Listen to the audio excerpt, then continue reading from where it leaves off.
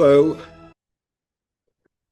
I'm David Trunick, president of the IFPDA, and we're now in the third week of Print Month. The IFPDA is very proud to bring you Print Study Day, presented by the Metropolitan Museum of Art. Today's program focuses on graphic culture of Latin America. This is a particular pleasure for me, both professionally and personally, because it is the 8th year of collaboration between the IFPDA and the Met, where I worked in my youth as an intern, assigned first to Drue and the following year to Rembrandt, under the remarkable John McKendry and that Dean of Print Curators, Hyatt Mayer. It was about 15 years later, in the 80s, that Nadine Orenstein and I first came to know one another, and a seminar that met at my gallery under the direction of the great 17th century Dutch art historian and curator, Egbert Haverkamp Begeman. It was that seminar that I believe Nadine credits as introducing her to prints. The topic was Dutch Mannerist engravings, and she was as much a star then as a graduate student as she is now. We are all fortunate to have her as our moderator of this extremely impressive panel that she's brought together for us today. I've had the pleasure of introducing Nadine many times over the years, and each time I ask her to send me an up-to-date CV. The latest came in this morning, and it's an amazing 17 pages long, listing Nadine's extraordinary credits from degrees, honors, and fellowships, to books and many catalog raisonnés, as well as a formidable compendium of scholarly articles, reviews, and public exhibitions. The exhibitions include The Renaissance of Etching in 2019, and my other favorite, The Mysterious Landscapes of Hercules Sagers in 2016-2017. Both exhibitions were revelatory, enlightening, and changed the way we look at and regard old master prints. Before turning this over to Nadine, I'll mention that there will be a Q&A program at the end. You're encouraged to send in your questions throughout the program by clicking on the Q&A tab that is mostly at the bottom of everybody's screen. You have to drag your cursor down at times to see it. I'm not sure how many questions we'll get to today, especially with 200 plus registered. And now, Dr. Nadine Orenstein, Drue Heinz Curator in charge of drawings and prints at the Metropolitan Museum of Art. Over to you, Nadine. The floor is yours. Thank you. Great. Thank you so much, David. And thank you to the IFPDA for collaborating with us in this print symposium. Now, as you said, for the 8th year, we're really delighted to be able to present these focuses on different topics having to do with printmaking to a broad audience. And this topic is special because it relates to an exhibition that we have on right now, which is called Mexican Prints at the Vanguard, and it's going to be on view through January 5th. It focuses on our really stellar collection of Mexican prints, and it was curated by Mark McDonald, and it's been getting a lot of attention. If you're in New York, please do come and see the show. It's a revelation to many people. I want to thank our 3 speakers today. So I will introduce all the speakers today, and then we'll go through the talks one after another. And then at the end, we'll come back on and then handle questions from the audience, as David just said. So first, I want to introduce Stephanie Porras, who is professor of art history at Tulane University and outgoing reviews editor for the Art Bulletin. Her most recent book, The First Viral Images, Martin de Vos, Antwerp Print, and the Early Modern Globe, was published in 2023. She's also the author of Peter Bruegel's Historical Imagination in 2016 and The Art of Northern Renaissance Courts, Commerce, and Devotion in 2018. Our second speaker is Edward J. Sullivan. He is the Helen Gould Shepard Professor in the history of Art at New York University. He is the author of more than 30 books and exhibition catalogs in the fields of art of the Spanish and Portuguese-speaking nations from the 17th century until the present. His most recent book, Latino New York, 1970 to 2001, Art and Experience, will be published by Yale University Press next year. And then finally, Harper Montgomery has written for the Art Bulletin, Art Journal, and the Brooklyn Rail, and has organized exhibitions on art of the 19th century, the 20th century, and the present for the galleries of Hunter College. She is the author of The Mobility of Modernism, Art and Criticism in the 1920s Latin America, from 2017, which won the Arvey Foundation Book Award for Distinguished Scholarship on Latin American Art, and co-editor of Beyond the Aesthetic and the Anti-Aesthetic, 2013. Her current research has been supported by a senior Daedalus Fellowship and concerns the ascent of the artesania within contemporary art spaces in Latin America. She is a professor of art history at Hunter College and the director of the Hunter College Art Galleries. So I will turn the screen over to Stephanie Porras for our first talk.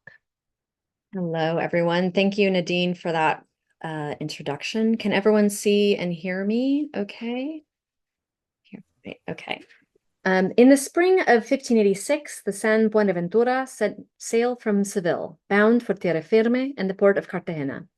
On board were hundreds of tons of goods and materials for the Spanish colony, including, and I've highlighted them here, 15 dozen devotional prints, which are rendered as papeles de devoción, 2 packets of such paper devotional images, 60 dozen devotional images.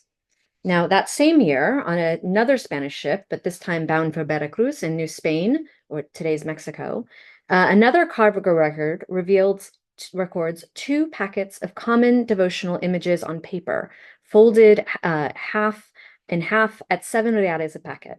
1 packet of devotional images on paper at 14 reales, 13 dozen devotional images on paper as well.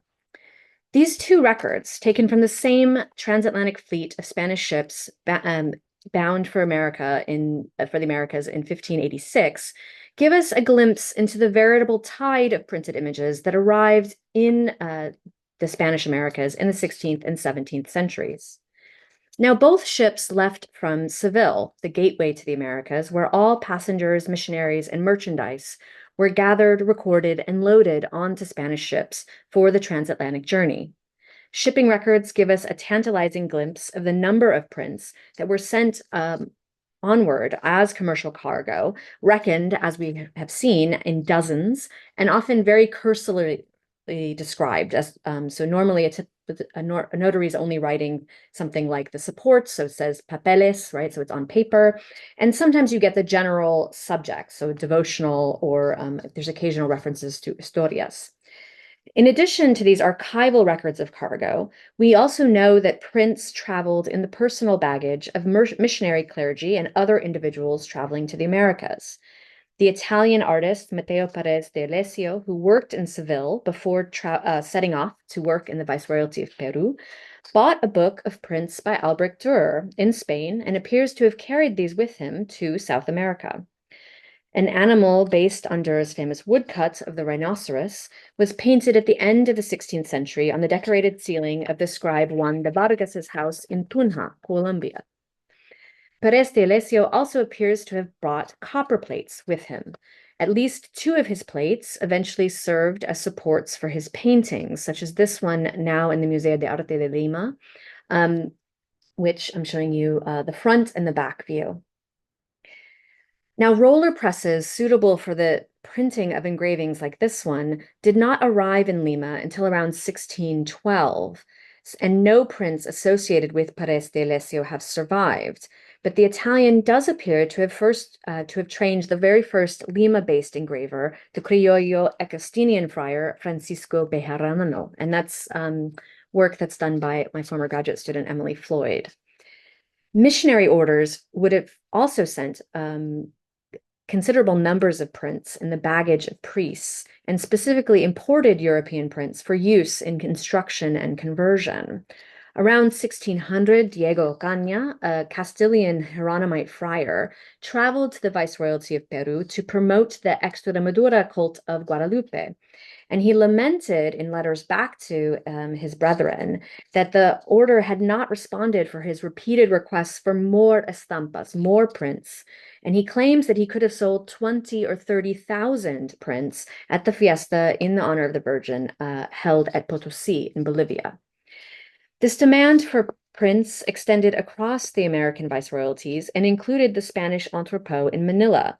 In 1620, the Jesuit procurator in Manila, Francisco Gutierrez, wrote to Alonso de Escobar in Seville, noting that the prints he received from him were so excellent. Now, these prints would have undertaken a double 2 oceanic voyages to reach him in Manila.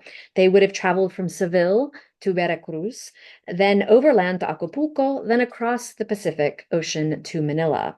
And they did so, it would have taken a little about a year and a half to make this journey.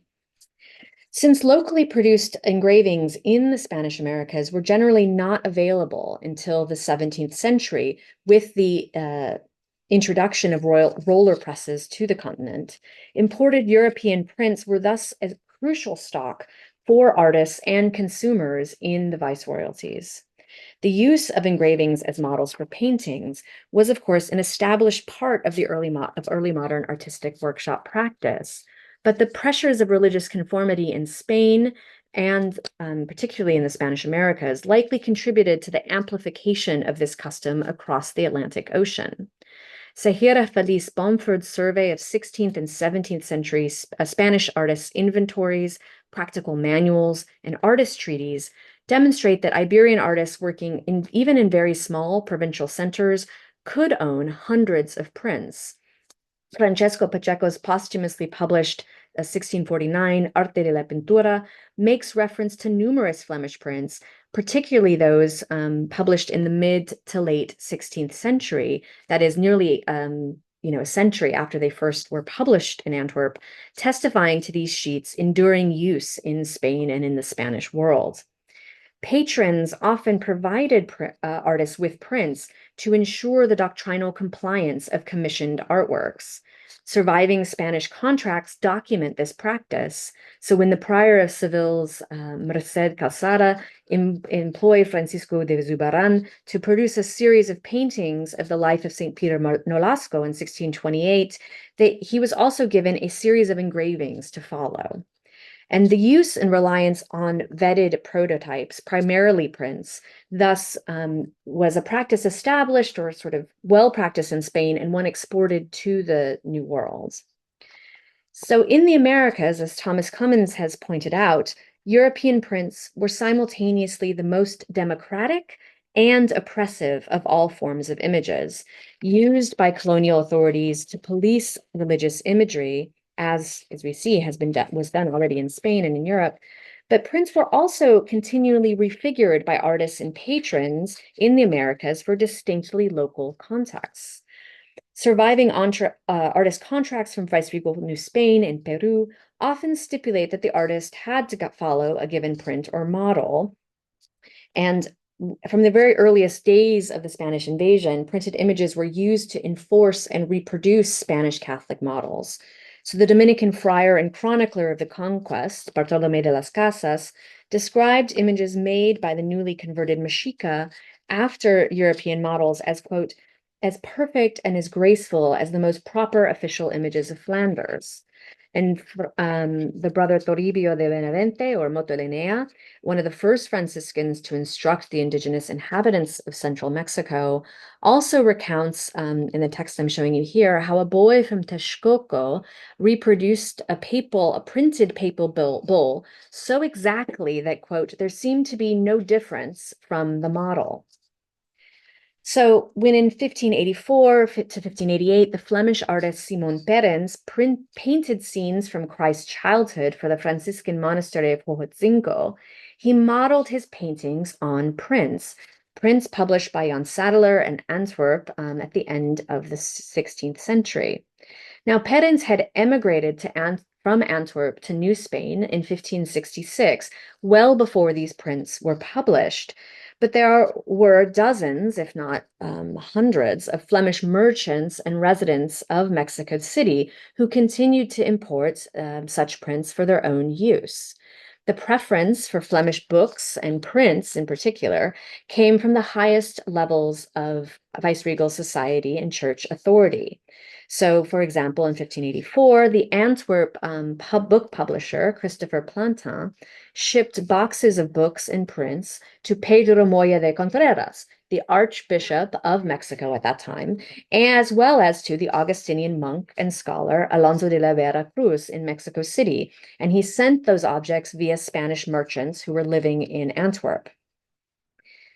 Now, this pressure to conform, literally conformar in the contract language of the period, did not mean that prints were solely used as tools of colonial control. They were provided to deliver doctrinally sound models to artists, but their portability and wide availability meant that they could be used by local patrons and artists to their own ends.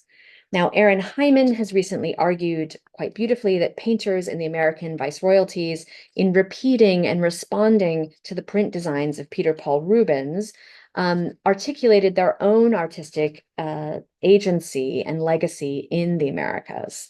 And he argues, for example, Cristobal de Villepando's variation on Rubens' Triumph of the Church through the Eucharist riffs on the printed model above at the top right here, inserting motifs borrowed from other prints by Rubens to demonstrate the new Spanish painter's connoisseurial knowledge. And the Villapando then is performing art historical erudition and sort of painterly emulation. In my own recent book, I focus on an earlier moment in the transatlantic history of Flemish prints, focusing on an engraving of St. Michael the Archangel.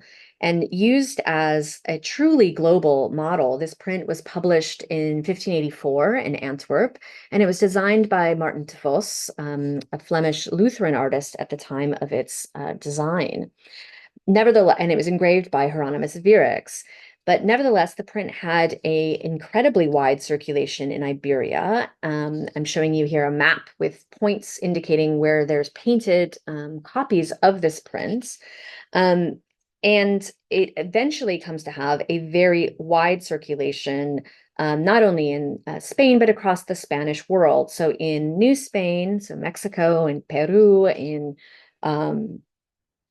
Ecuador, as well as in the Pacific outpost of Manila, where these ivory sculptures are made after the print as well. And I'd like to, what time is left, quickly show you how this print was utilized between really just focusing on Lima to demonstrate the extent to which these prints were mobilized in the early modern Americas. So our St. Michael the Archangel was likely more expensive than those cheaper devotional prints that were sold or distributed by missionaries like Diego de Ocaña, who I mentioned earlier. And specific prints like our St. Michael the Archangel are very difficult to trace in transatlantic shipping records, either because they were bound in albums. So the references I showed you at the beginning of the talk refer to prints that are folded in packets, or they're very generically described, right? Papeles de devoción, right? Just paper, devotional images on paper. But somewhere in this tide of paper, multiple copies of St. Michael the Archangel must have crossed the Atlantic before about 1600. In early painting from around 1600 that's currently in the monastery of Santa Catalina in Cusco, very closely follows the engraving. We see this at left. And in the monastery of San Francisco in Quito at right, there's another version of the same composition signed by Mateo Mexia and dated to 1615. There's another version of the same composition also in Quito in the Convento of La Merced, as well as another related version that's also dated a few decades later. But in Lima, there are 3 extant versions of the composition held within a couple, blocks of one another. The Jesuit church holds both a locally produced St. Michael the Archangel shown with a female indigenous patron here at far left, as well as an imported canvas from the Madrid workshop of Bartolomeo Roman, that's the figure at far right, which is also, they're both based on the same print, although the Roman, he is kind of recostumed this figure, as well as an additional version of the subject, probably painted by Antonio Marmejo from around 1630, an artist who was of Italian or maybe Spanish origin who works in Lima and Potosí in the 1620s and 1630s. Now, taken together, the paintings that I've shown you in reference this kind of form a network of related artworks in colonial South America, suggesting that this singular print had multiple points of entry and use across different artist workshops and religious communities across the Viceroyalty of Peru. As a corpus, they demonstrate a widespread and continued use of this singular print or one of its variants for truly decades. And I should say that in all of these regions, there are not a single impression of this particular engraving has survived, but we know it must have been there due to the painted corpus that does survive. And recovering the history of European prints in colonial Latin America thus requires the reconstruction of what I have called these viral networks, related objects that document the movement and replication of specific iconographies via print in places where prints don't survive in large numbers. And I want to kind of close with a sort of statement that while the foundational and ongoing work of the project on the engraved sources of Spanish colonial art, a searchable database to locate and trace these kind of iconographic repetitions, this remains an important sort of avenue of scholarship.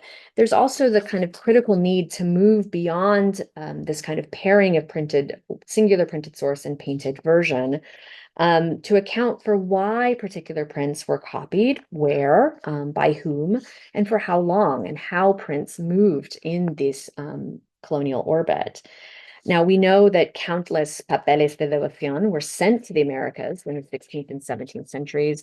There's still much work to be done on how these prints moved and how they were used by artists and patrons alike. Thank you for your time. Hello, good morning. Or no, it's good afternoon. Sorry. I am Edward Sullivan. I'm about to share my screen. There we are. I'm very pleased to be here for many reasons. One of them is to return to some of my roots in my deep, dark past when I was a student at the Institute of Fine Arts, where I teach now. So I was an intern at the Sotheby's print department for modern sales when Mark Rosen was one of the directors of that department. So prints have been on my mind and in my heart, as it were, for many years.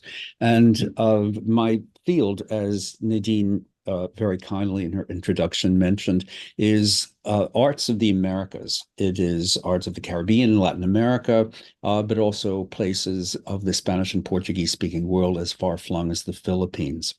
What I am speaking about today is the link to the exhibition itself that is at the Metropolitan Museum, a project that I am very familiar with because it is done by my very close friend and colleague, Mark MacDonald, who was the hero of this, I think, of this whole project. And it is also the basis for Mark and myself to give a seminar, a graduate seminar at the Institute for Institute of Fine Arts students at New York University. And we are teaching it principally in the gallery where the exhibition is and in the print room of the drawings and prints department at the Met. So thank you for your hospitality and thank Mark for his magnificent show. My topic is much later than Stephanie's, whose talk I enjoyed immensely. Before I started, I think reading the New York Times early this morning, I saw an obituary of a friend and colleague who was very important in the print world and was very important specifically in her collection of American and Mexican prints. And this is Reba Williams, who died on the 14th of this month. She and her husband, Dave, of course, I'm sure many of you know, were extraordinary collectors and amassed a great a great volume of prints, mainly from the WPA, but also extraordinary examples of Mexican prints, and through Reba's own writings and exhibitions. I think that she was very, very much involved in not a rediscovery, but I think a reevaluation of Mexican print culture. So she's a colleague and a friend, and her stimulation of our field, I think, must be welcome. So I'm starting out with a rather odd print, and it's not odd, but it's very provocative.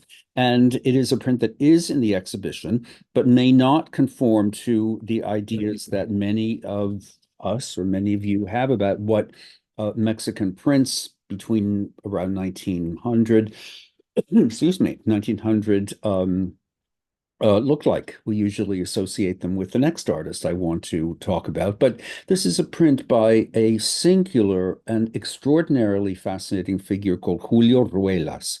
And Julio Ruelas was a painter and a graphic artist, and is most associated with the symbolist movement that had an extraordinary importance in Mexico in the years just before and just after the turn of the 20th century.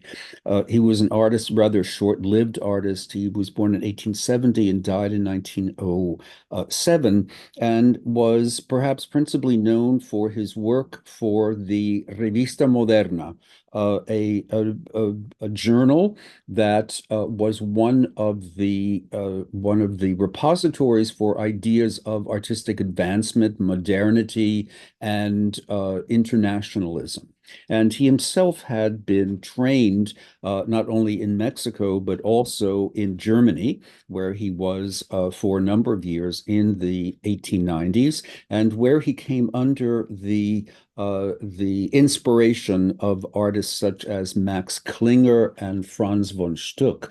And those of you who know the German symbolist history, I think will be not surprised to see this print, which is in the exhibition, and it is a print from about 1905, an etching called Criticism.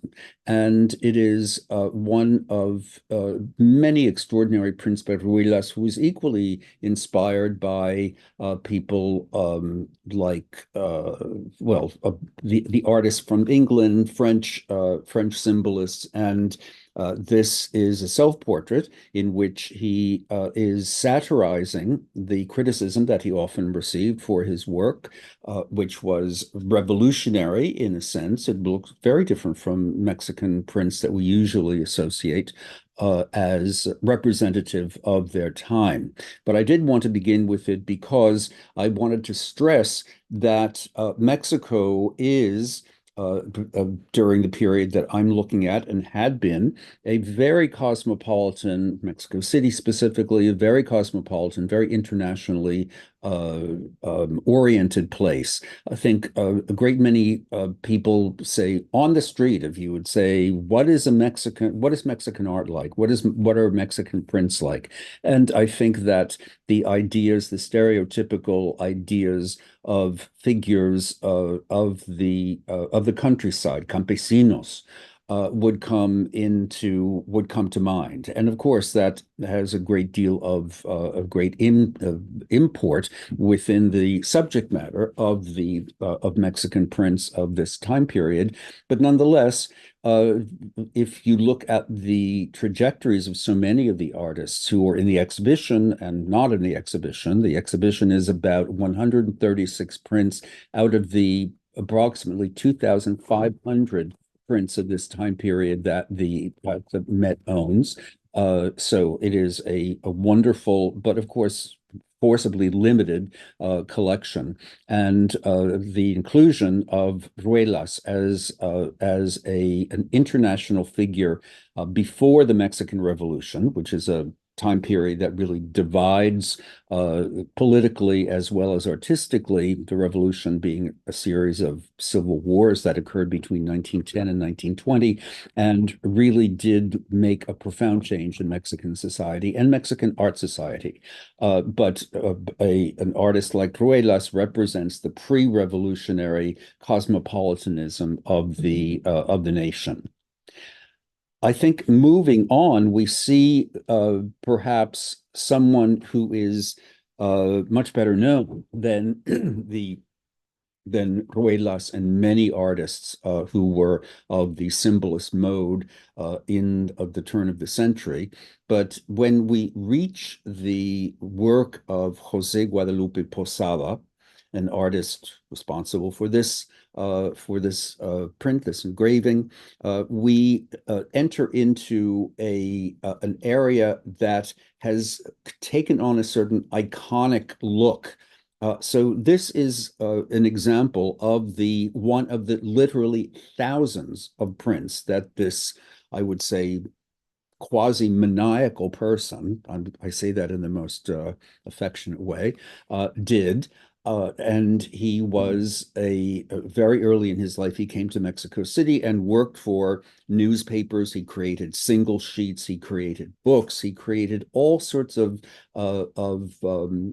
prints that were easily obtained. You could buy his prints on the street, his single sheets, or published in newspapers for pennies on the peso, and they became almost the standard of what Mexican prints looked like in the period just at the beginning of the revolution. He died in 1913, so this is one of his late prints that shows perhaps his best known subject matter: calaveras, skulls, skeletons, dancing in this particular example, all making social and political critiques of political leaders, or very often these prints were accompanied by songs or by poems or by texts that elucidated some of the foibles of society at the time. But now this type of work by Posada has sort of entered into the popular imagination, and go into any Mexican restaurant anywhere, and you will see Posada-inspired decorations, and particularly at this time preceding Halloween, Posada is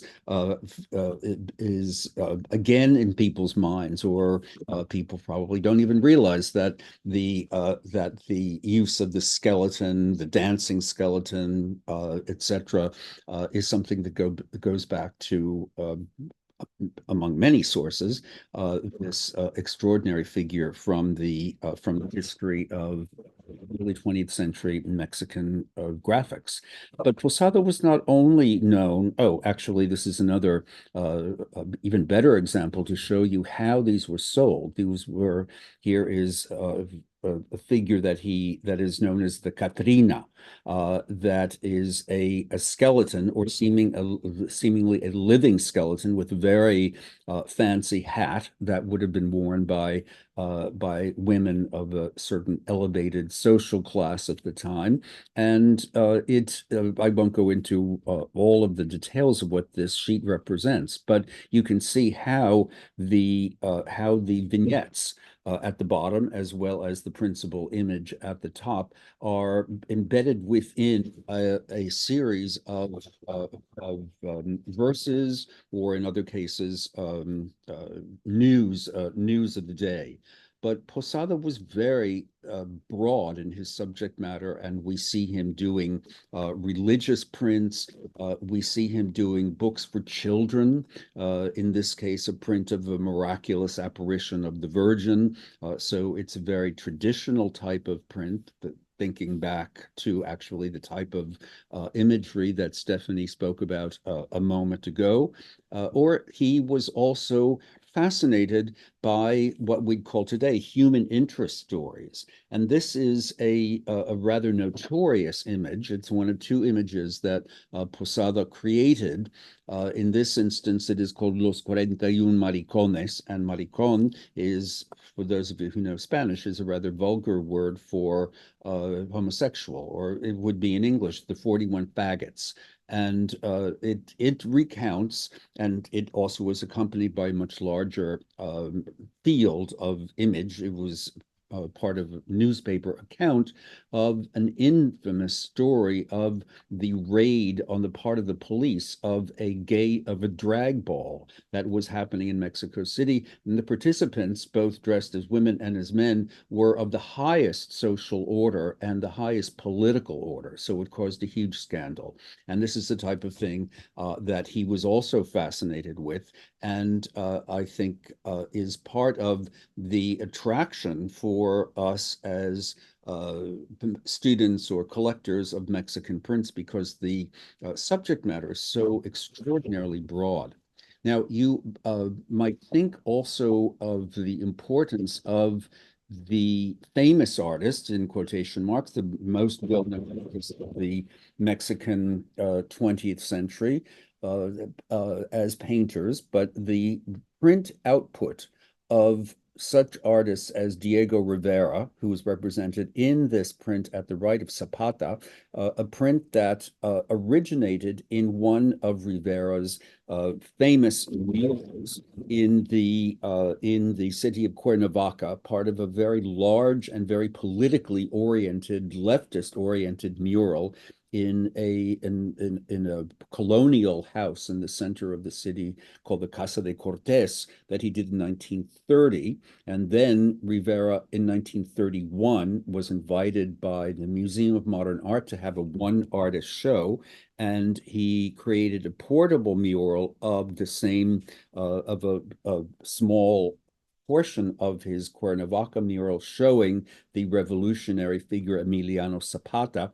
And then from the MoMA mural, he created a series of prints that would be sold. They were published by Via in New York and sold throughout the United States to satisfy the desire for seeing the work of this new artist who was making such a huge career for himself in Mexico, in the United States, in Europe. And what is odd and interesting about this particular example is that it is completely depoliticized. And this is what often happens in reproductive prints of murals. This is a very very common thing in Mexico at the time. The artists called Los Tres Grandes, who are Siqueiros, Orozco, and Rivera, would be as active as printmakers as they were as muralists. And but the tenor of their prints is really quite different from that of the murals, which are deeply deeply imbued with a leftist and communist, because these artists were members of the Communist Party, communist ideology. But when they left Mexico, or when they created prints to show what they had done in Mexico, this was very toned down. So it's a very interesting story that is very evident in the Met exhibition. Frida Kahlo has become the icon of Mexican art, and Frida Kahlo was also a printmaker, but her print output is very small. And this is one of the few prints that she did.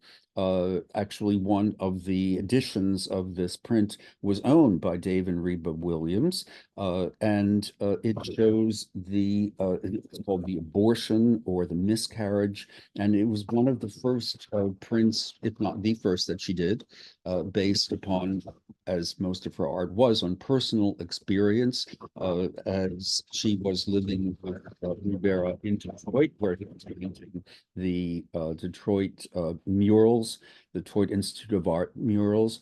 She was working by herself and living in a nearby hotel, and here creates an image, a very esoteric sad and personal, deeply personal image of the loss of this child.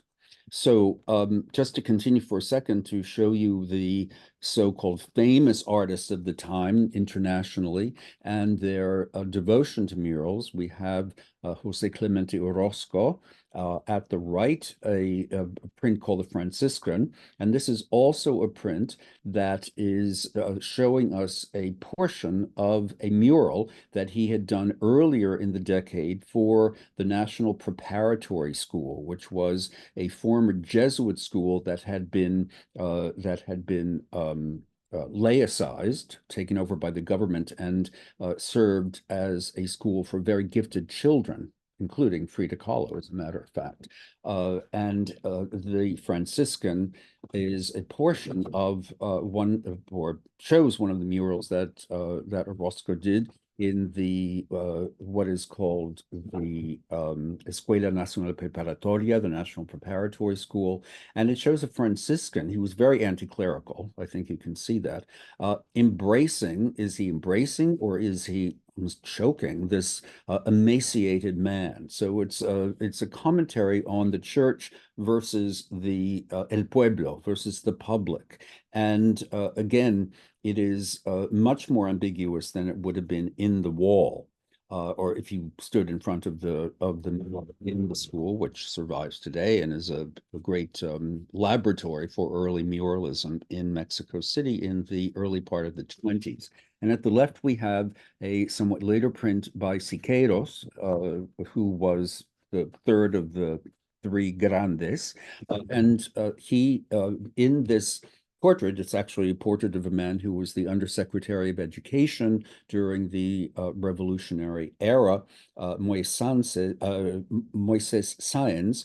And it also, I chose this because it also is showing the great interest on the part of these artists in pre-Hispanic art, in the legacy of pre-Hispanic sculpture.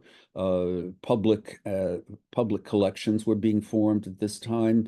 Pre-Hispanic art and pre-Hispanic sites like Teotihuacan or Mitla near Oaxaca were being excavated as part of a revolutionary and post-revolutionary identity formation, nation formation that in part was embracing the ancient past of Mexico, the Aztec, the Maya, the Zapotec past, as part of an ongoing, I guess, historical dialogue that would establish Mexico as a grand modern nation following along following the footsteps of the ancient predecessors. Jean Charlot is an artist, perhaps the hero of the exhibition now at the Met, because of Jean Charlot, who was a French artist who was also a figure within the development of Mexican muralism, and a great admirer of Mexico, and who came to Mexico in 1921 and began to work with Orozco and Rivera and others, painting murals. But he was a great printmaker, and he became absolutely fascinated with rural society in Mexico. And we can see in this print that one of thousands of prints, or hundreds of prints rather, that he did, this one in 1942 of a mother and a child. These anecdotal scenes of the working classes were very much to his taste, but he was also a hugely accomplished illustrator and, of course, a muralist and a painter. He later, after his Mexican years, he went to be professor at the University of Georgia and ultimately at the University of Hawaii in Honolulu, where a great repository of his art and his archives remain. But I called him a hero of the Met show because he, in the early 1920s, donated a very important print collection to the Metropolitan Museum. And he later, in the 1930s and 40s, was commissioned to go back to Mexico and collect prints for the Met's collections, which for many, many years lay in boxes in the print and drawing and print department. And when Mark McDonald arrived, he began to look at these prints and found that this was an immense treasure trove of objects, and his work has resulted in the beautiful exhibition we have at the museum. Printmaking was such an important part of political ideology and political visualities, and I think that there were many print collectives, and there was no greater and more important and more, well, I'll use a word that doesn't really exist, impactful. I hate that word, but anyway, I'll use it. Created a big impact, was an organization known as the People's Print Workshop, or the TGP, the Taller de Gráfica Popular, that was founded by several artists, including Leopoldo Mendez, who was the artist who is responsible for this very dramatic print called Mexico 1945. Mendez, like so many of his contemporaries, was a highly, well, not only highly gifted, but also an artist with greatly varied interests. But his prints are the most salient of his career, and I think for our purposes. It is a self-portrait done at the end of World War II, a time of chaos in Mexico. Mexico was riven by factionalism, left and right. It was a great center for immigration for individuals from Europe fleeing the Spanish Civil War, fleeing the depredations of World War II. There, a very large Jewish colony began to be established from Eastern European Jews fleeing the Holocaust. So the political implications were vast of this time period, and I think that he, lying on top of a book with prints in it, and creating his print with various national symbols like the eagle, but the eagle is being crucified, and the cactus, which is part of the national escutcheon, or symbolic image of Mexico. It appears on the Mexican flag, but here the cactus is wilted and dying. So I think he is using, in a very ironic way, symbols of national identity in order to question what this national identity is all about. As I said a moment ago, Mexico was a great site of welcome for émigré artists as well as political refugees. And they are also make up a very important chapter of the story of Mexican modern prints. And I'm showing you a group of workers break or lunch of 1948 by Pablo O'Higgins. And Pablo O'Higgins is an American-born artist called Paul O'Higgins. He was born in Salt Lake City and studied, among other places, at the Workers' Art School in Moscow, and was very dedicated to leftist causes, so much so that he found his life in the United States untenable, went to Mexico, ultimately was given honorary Mexican citizenship, and was part of the founding one of the founding members of what I referred to a moment ago as the popular People's Workshop, or the Taller de Gráfica Popular, along with Leopoldo Mendez. And his work, he was also a muralist. He came to work with Rivera. He was someone who was deeply dedicated to causes of the working classes, leftist causes, revolutionary causes, but his work is also immensely varied, but deeply, I think, emotionally centered. And these monumental figures that he creates, mainly with their backs to us, looking exhausted, having created the beginnings of a huge building that is going up, perhaps in Mexico City, as the city in the 1940s rises in a way that it had never done before, modernizes and becomes a megalopolis. And O'Higgins is questioning what is the role of the worker.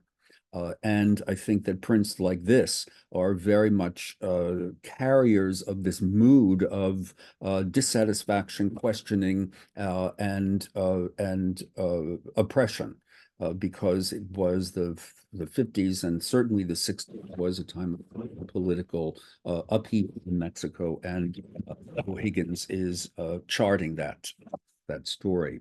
And finally, a figure that is of very, very great interest, and I think one of the greatest figures that comes out of this Mexican efflorescence in the terms of print culture, and this is Elizabeth Catlett. Elizabeth Catlett, of course, an American artist, very distinguished African American artist of Black woman who, born in Washington, D.C., studies in Chicago, is given a Rosenwald grant, a very important grant for artists in the 1940s and beyond, to study in Mexico. And she goes to Mexico in 1946 with her then husband, Charles White, who some of you may have seen his extraordinary retrospective at MoMA about 4 or 5 years ago, and they go together. But the real reason that she wanted to go to Mexico is to escape the repression of racism in the United States. And this is the reason why so many artists go, to escape racism, to escape homophobia, to escape persecution for their leftist political beliefs. And they are welcome and embraced in Mexico. And the end result, as one can see in a very important exhibition that is on now at the Brooklyn Museum through the 15th of January, entitled Elizabeth Catlett, a Black Revolutionary Artist and All That Implies, a great title. She creates here one of her most iconic images of a sharecropper. And one of my graduate students who was doing a special study with me on Catlett had a long chat with me the other day about her ideas of how Elizabeth Catlett is in images like this, is blending her reminiscences, her thinking about the African American, the Black experience of oppression, the Black experience of enslavement, and melding it with similar stories that she sees unfolding before her in Mexico. So I'm coming to an end here, and thank you very much. And please go see the exhibition at the Met. It's absolutely splendid. Hi, so I am the next speaker. I'm going to share my screen. So I want to thank, I'm very, very excited to be here today. And I want to thank Mark McDonald for the invitation and Nadine for the very kind introduction. I'm going to round out the program today by speaking about prints, mostly from the 70s and 80s. And the title of my talk is Latin American Prints at the Intersection of Popular Culture and Conceptualism. Prints and conceptualism is a relationship we probably feel like we know well already, but prints and popular culture is really something, or prints and artisania is really something grounded in the 1920s. And this is where my interest in the intersection of these ideas of craft and conceptualism, or craft and Latin American identity, are grounded. So I want to begin with these images, some of which are include artists who are in the beautiful printmaking show at the Met right now.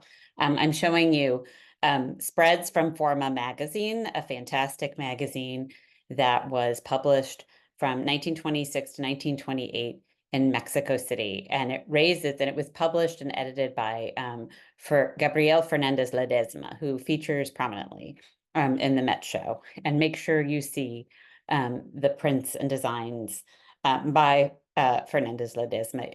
Make sure you zero in on those in the Met Show, because he's a very important figure from the 20s who's very little known and little shown in the United States. But Fernandez Ledesma was devoted to this idea of teaching prints, printmaking, teaching art to people outside the elite and middle classes of Mexico in the wake of the Mexican Revolution in 1920.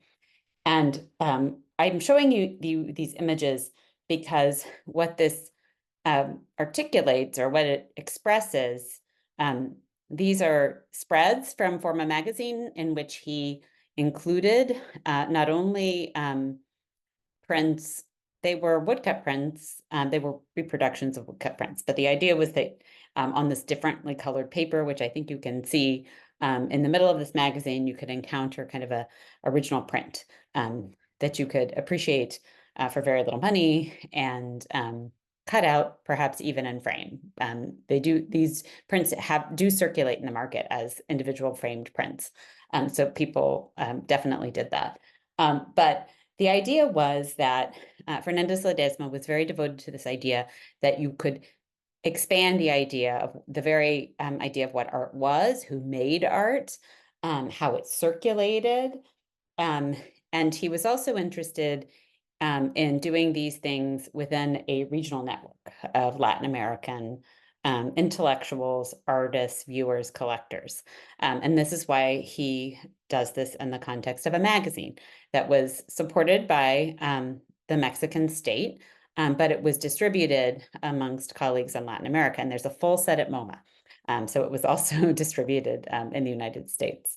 So this is a story that's, super interesting, and that we really associate with the 1920s, with Mexico especially, and this this progressive leftist ideal of kind of using the print and using printmaking and the magazine and printed ephemera as a way to expand the idea of art, expand who is an artist, expand who gets to collect and view art. And so I was really interested. Oh, and another thing that artists did was they became involved in studying and displaying popular culture.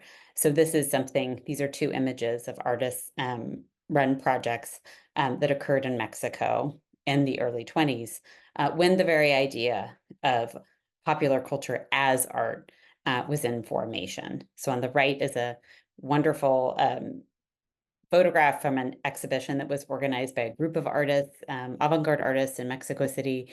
And on the right is an article that was written by Carlos Merida, whose work is also in the show at the Met right now, and illustrated by one of his peers from Guatemala.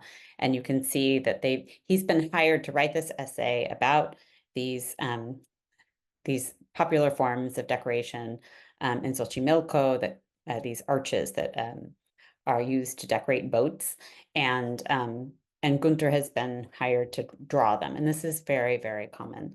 So these are kind of the root ideas of this interest in kind of how Latin American artists are particularly interested in and devoted to this idea of embracing popular culture. And I wanted in my research to look at how this idea hasn't necessarily disappeared. It hasn't gone away, despite the embrace of conceptualism in the 60s and 70s, and the embrace, in some cases, of technology and mechanical means of reproduction. So I'm going to take you through kind of a very quick primer on prints and conceptualism in Latin America, and then I'm going to end up talking about two projects from 1981 that occurred in Medellin, Colombia, that sought to kind of reprise this idea of the popular and popular culture within the realm of conceptual art. So these are well-known, probably the best-known images that I'm going to show you today of Cildo Mireles, the Brazilian artist, of examples of how he uses the multiple and printmaking as a conceptual intervention. So these are both works from his series Insertions into Ideological Circuits, in which he takes objects from the world, everyday objects, and he prints them, right? He prints them with a mark, with a message. On the left is a project in which he takes a stamp and it says, who killed Herzog? Herzog was the name of a journalist, Vladimir Herzog, who was killed in police custody during the military dictatorship in Brazil. So many of these works, I would say all of Cildo Meirelles's works, relate to this problem of how an artist, how people, an artist or a person holding a stamp kind of sends a message into social circulation, you know, under the conditions of dictatorship, right? In a place by 1970 in Brazil where, you know, gathering, political protest, freedom of speech, or even any kind of freedom of press were completely suppressed. And the Coca-Cola project is also well known. These examples that I'm showing you simply have the title of the artwork, the artist's name, and a description of what the project is, which is take a bottle out of circulation, engrave it with a message, and reinsert it into circulation. But other messages were more aggressive, like Yankees go home in English, or in some cases they include the instructions for how to make a Molotov cocktail. Another example of Meirelles in the newspaper, this is one of my favorites. He takes an ad out in the, and you can see it below the fold in the complete image of the page, area number 1. And then they misprint his name. They call him Gildo Meirelles instead of Cildo Meirelles. And so this kind of miscommunication that happens, right, in the process of the conceptual artist taking out an ad in the paper and just simply claiming space, right, in a place where there was no freedom of speech, right, in the newspaper at this time. So this is a symbolic act.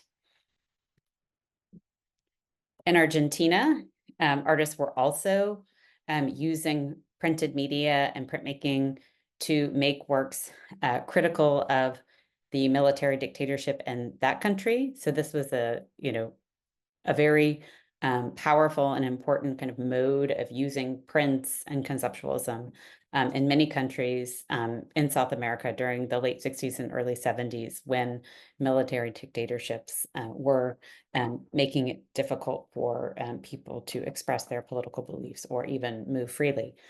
This is an incredible project by an artist called Luis Pasos in collaboration with Hector Pupo and Jorge de Luján Gutierrez, all of who are Argentines who were working with Jorge Glusberg, the curator and founder of this organization called CAIC, or the Centro de Arte y Comunicación. And what you're looking at is a handout, right, a one-sheet piece of paper on the left with instructions. And then on the right, you're looking at photographs that were displayed alongside the project in an exhibition, the Culture of Happiness, or the Art of Systems exhibition. So I'm just going to read you a couple of things in English. The instructions on the top of the mask read, citizens, the use of this happiness mask is obligatory, and pay attention. All thoughts, works, or acts in opposition to it will be severely punished by law. The following commandments constitute our greatest patrimony and describe the lifestyle that should continue in order to please your superiors. And the triumvirate, and the artists are the triumvirate. The triumvirate refers to the military dictators, the practice of sharing political power, right, amongst generals. And so it's a list of the 10 commandments, but it's it's both incredibly serious about morality and authoritarianism, and also very funny, right? And so this kind of happy, sad message is quite strong. Also at CAIC, at the Centro de Arte y Comunicación, we can see the use of prints and the book as a means, not just to make work that kind of flies under the radar of censorship, but also work that's that easily circulates in an international and regional art world.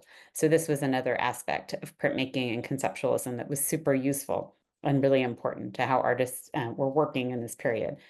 This is a kind of like an artist book slash collection of proposals, conceptual proposals that was published in 1972. And I'm showing you Luis Benedict because there's a great show at Isla in Tribeca right now of his work. And so I want you to look at this and then go see that show. But essentially, he's an artist who generates proposals, these very complex sculptural proposals.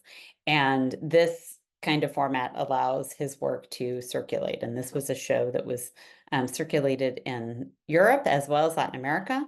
It was in Mexico City, and it was also in Antwerp.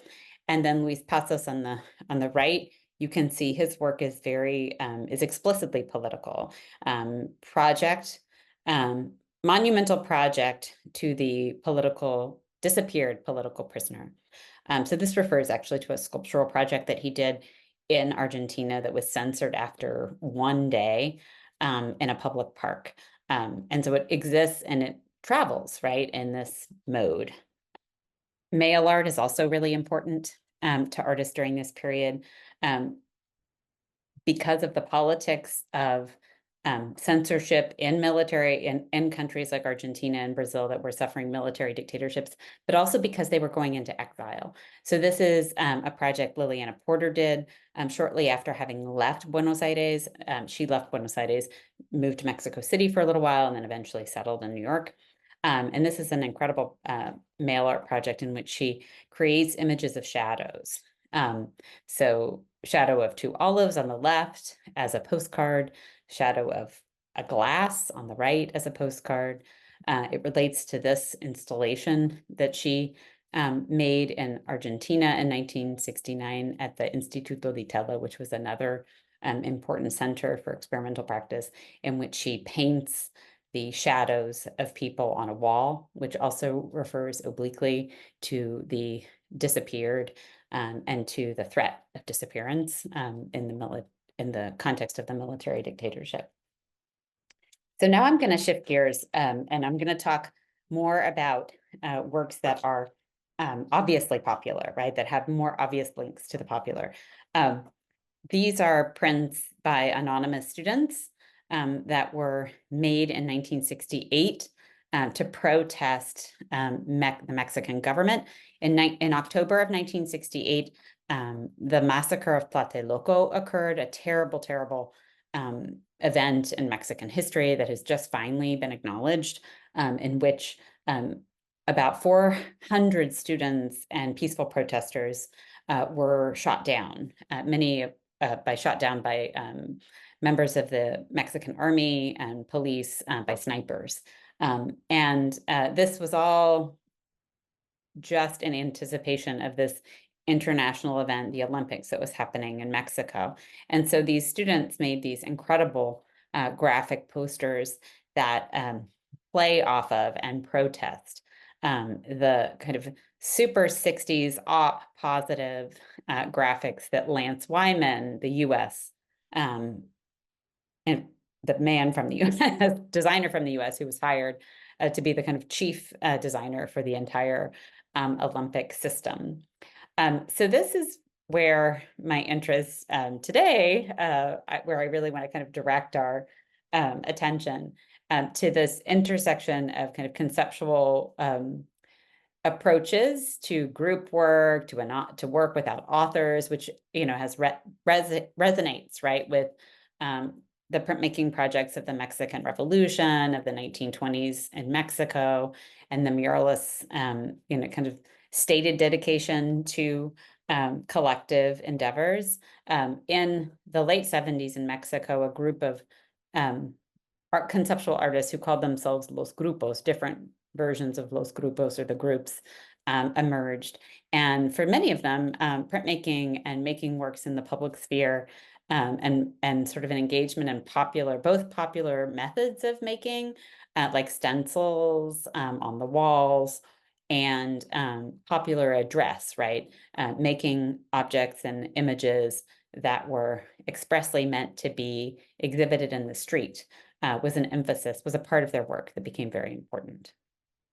Related to this phenomenon are also really kind of artists redirecting their efforts toward protest and social protest.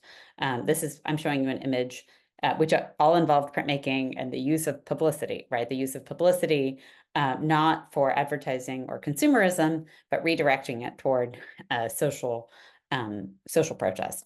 This is a very famous event that I'm showing you here. Tucumán is burning, that occurred in 1968 in Rosario, Argentina, in which printmaking was like a vital aspect of this entire kind of project that I'm not going to talk about in detail right now. And in Chile, this group, the Collective Art Actions, or CADA,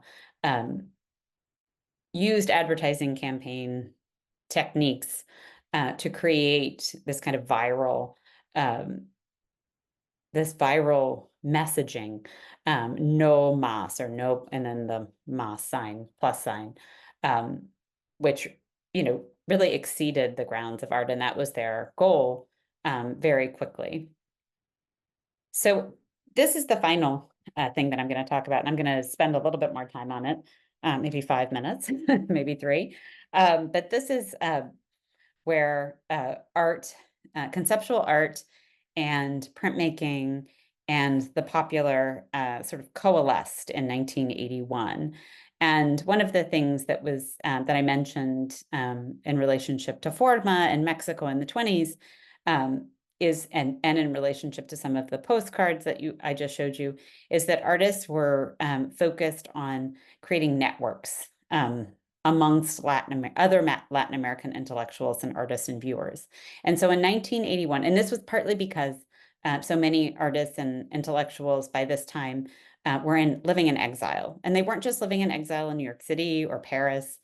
They were also living in exile in Mexico City. So in 1981, a very important critic and curator in Mexico City, who was actually Peruvian, but he had moved there in the late 60s, Juan Acha, convened a group of young scholars, critics, and artists in Medellin, Colombia, to participate in a conference and in an exhibition.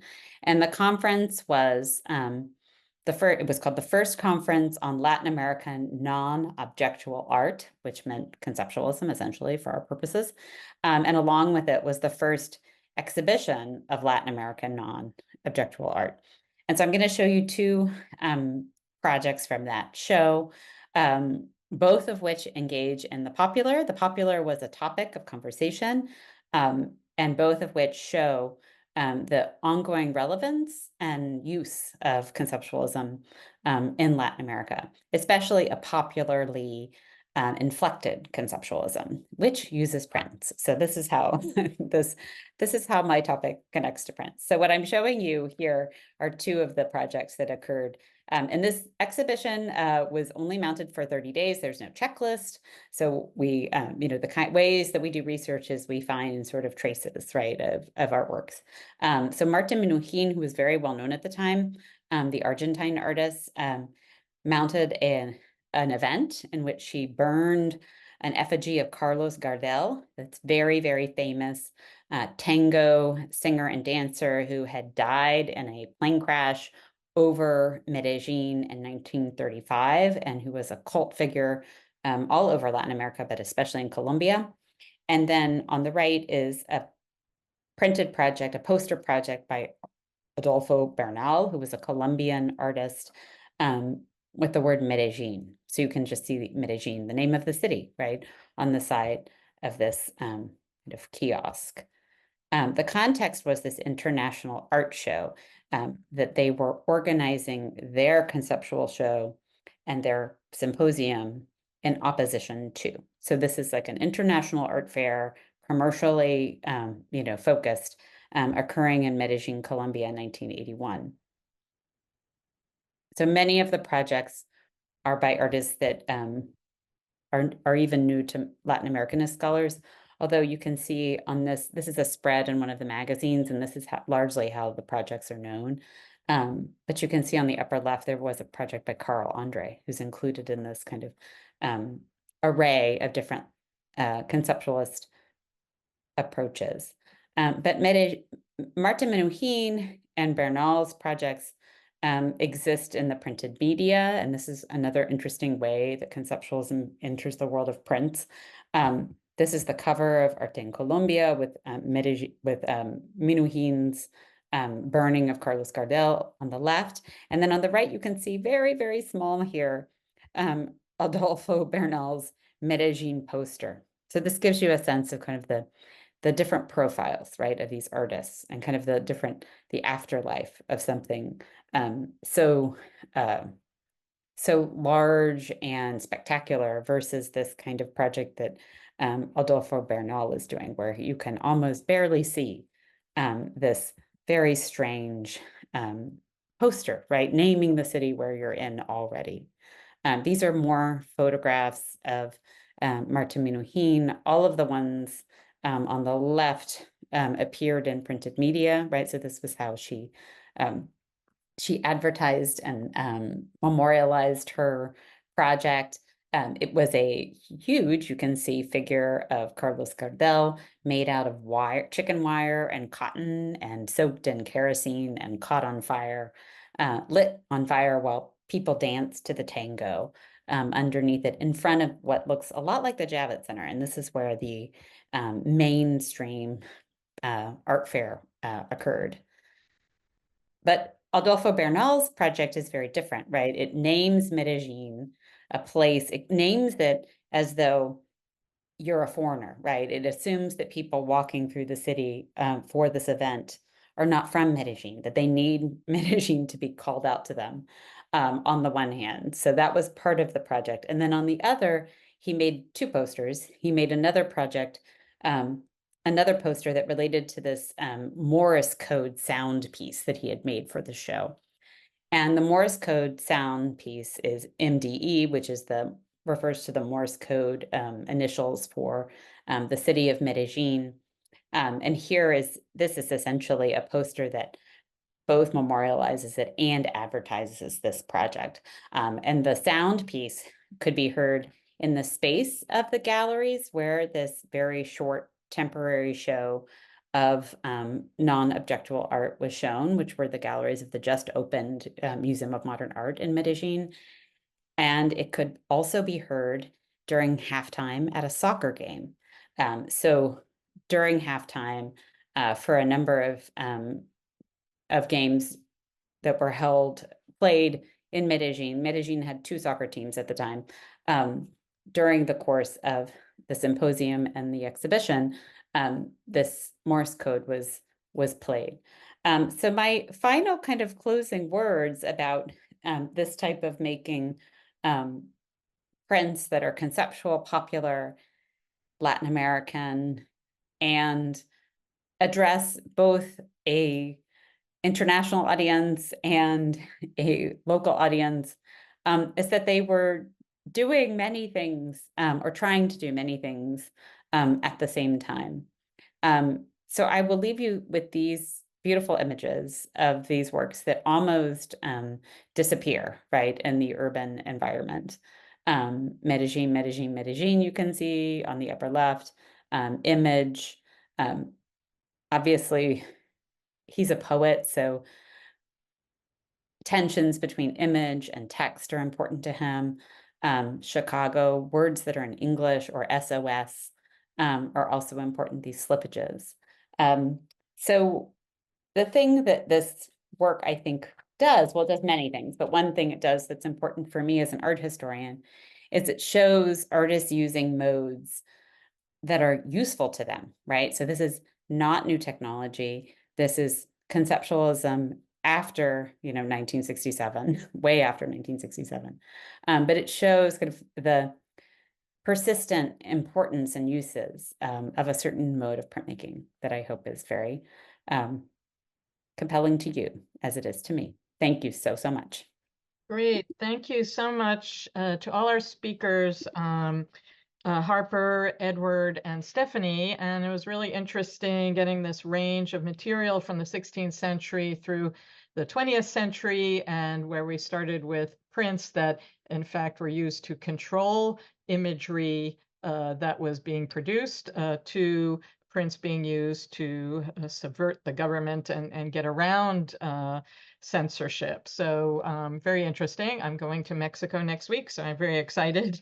I will just put a plug for it's coming up on my screen backwards, but it's our Mexican Prints Bulletin for the show that was produced both in English and in Spanish editions.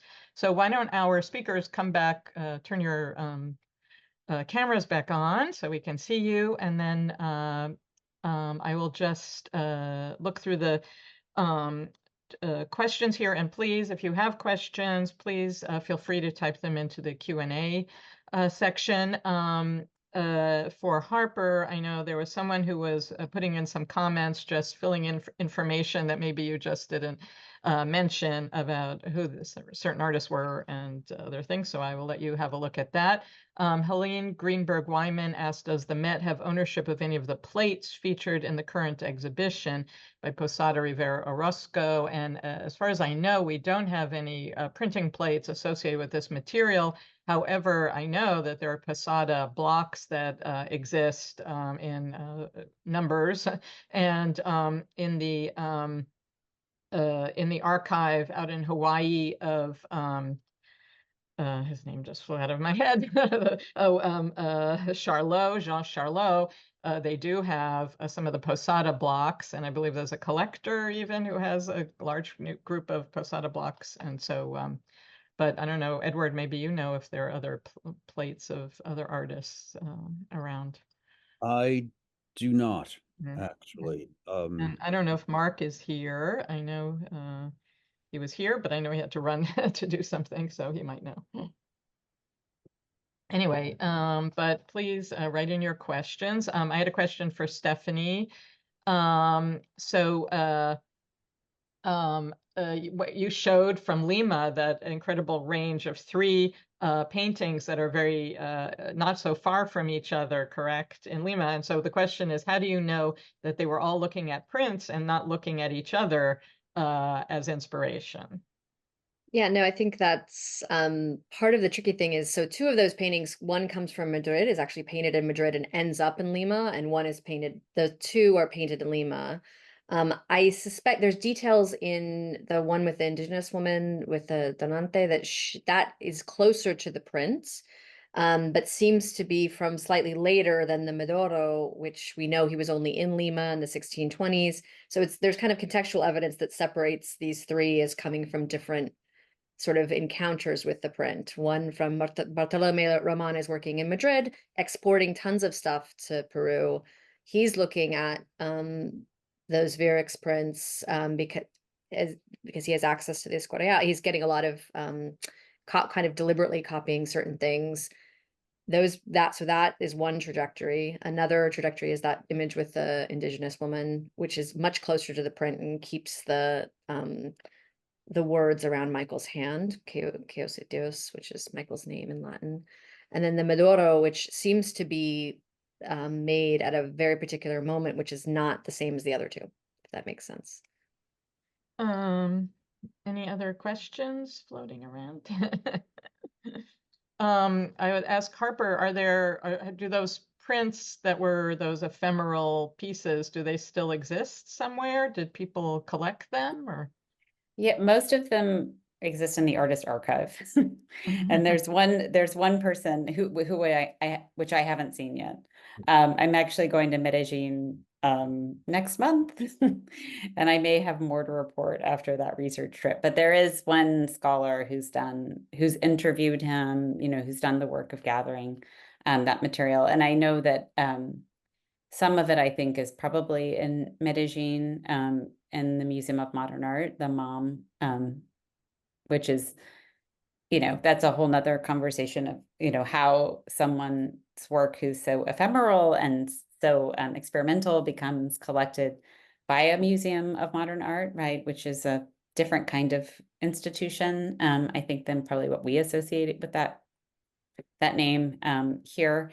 But yeah, they're mostly in the artists or the descendants of the artist collection. So difficult to find. Interesting. Any other questions? I have Deb Wood says fantastic presentations. Let me see what else here.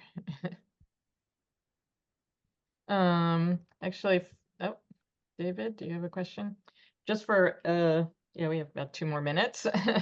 For Edward, you know, you've been working with a class, I know, from the IFA on this exhibition, and sort of, I guess the question is, how does it strike, you know, this younger generation of scholars? This material is at an area where there's going to be a lot more coming out in the next few years, you think? Well, the exhibition serves as the basis for not only looking at the prints and stimulating the minds of the graduate students, which who are very receptive, I think, especially to the politicization of printmaking in Mexico at the time of that the show examines, but also we are, or Mark is, very kindly inviting some of his colleagues who are involved in editing or involved in the installation. And so they are also speaking to the students in the galleries, and thus it serves 2 purposes. One, of course, is to examine the prints and discuss them, but also to make the show a vehicle for understanding curatorial practice a bit more. And they are also, not all, but most of them, and many of our students at the Institute of Fine Arts are very interested in objects and curatorial work. And so it serves those 2 excellent purposes. And I think that the seminar will bear a lot of fruit in the future. And maybe one of the students will become your colleague in sometime in. I hope Mark's not retiring anytime soon. No, I didn't mean to replace Mark. To become a curatorial assistant or something like that. Yes, that would be great. Yeah. Okay. Well, I'm also teaching a curatorial seminar this semester for the IFA on Rembrandt prints, and we are going to be visiting David Tunick in a few weeks. So that was very exciting. So I think we will wrap it up here. We're getting many thank yous and good comments, and I will hand it over now to David for summing up here. Hey, thanks very much, Nadine. That was instructive, as you mentioned, extremely enlightening. I know that I learned a lot, and the IFPDA is really grateful to all our panelists. Lots of new stuff there for most of us. Very quick look ahead. Next week is the last week of IFPDA Print Month. On Tuesday at noon, October 22nd, there'll be an artist talk with Glenn Brown in conversation with the curator of modern and contemporary prints at the British Museum. And on Thursday at noon, Zoom presented by the IFPDA in partnership with the Print Council of America on the groundbreaking and complex printmaking techniques of Edgar Degas. And don't forget, at the end of March, we have the next annual print fair at the Armory in New York.